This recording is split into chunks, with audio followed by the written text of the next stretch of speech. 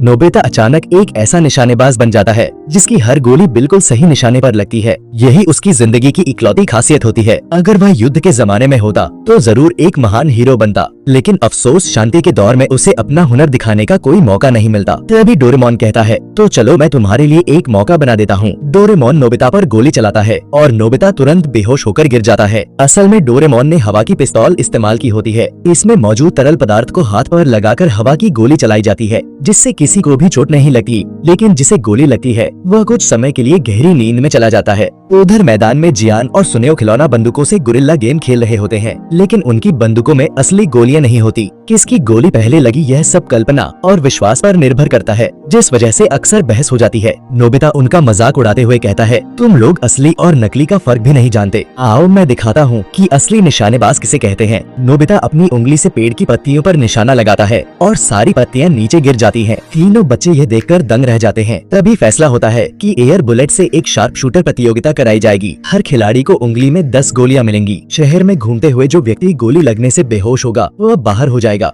और जो आखिर तक बचेगा वही असली शार्प शूटर कहलाएगा। तीनों तुरंत प्रतियोगिता में शामिल हो जाते हैं। खबर फैलते ही कई लोग भी इसमें भाग लेने पहुंच जाते हैं। नोबिता पूरे आत्मविश्वास के साथ सड़क पर चलता है। उसे खुद पर बहुत ज्यादा भरोसा हो चुका होता है। अचानक उसका सामना एक प्रतिद्वंदी से होता है। नोबिता शालीनता से कहता है, पहले तुम गोली चलाओ, लेकिन सामने वाला निशाना चूक जाता है। नोबिता एक ही गोली में उसे आउट कर देता है और अकड़ते हुए आगे बढ़ जाता है। उसे पता भी नहीं चलता कि दो लोग पीछे से उस पर नजर रखे हुए हैं। दोनों मिलकर पीछे से हमला करने की सोचते हैं, लेकिन नोबिता शीशे में उनका प्रतिबिंब देख लेता है। 2 गोलियां चलती हैं और दोनों ढेर। नोबिता सच में कमाल का निशानेबाज है। एक भी गोली बेकार नहीं जाती। जब वह पार्क पहुंचता है तो चारों ओर लोग बेहोश पड़े होते हैं। गिनने पर पता चलता है कि अब सिर्फ 4 लोग बचे हैं। बाकी तीनों का निशाना बहुत खराब है। उन्हें चाहे जितनी गोलियां मिल जाएं कोई फायदा नहीं। नोबिता अकेले तीनों का सामना करता है। बिना घबराए लगातार 3 गोलियां चलाता है और तीनों निशाने पर लगती हैं। अब मैदान में सिर्फ ज्ञान बचा है, लेकिन नोबिता को पता नहीं कि नोबिता छिपकर सब देख रहा था। सुनियो ने सुन लिया था कि नोबिता के पास अब सिर्फ 3 गोलियां बची हैं। उसी समय 3 कुत्ते वहां से गुजरते हैं। जियान एक बर्गर निकालकर कुत्तों को लुभाता है। तीनों कुत्ते पास के चिकन लेग समझकर बर्गर की ओर दौड़ पड़ते हैं। जियान जल्दी से वही बर्गर नोबिता के सामने फेंक देता है।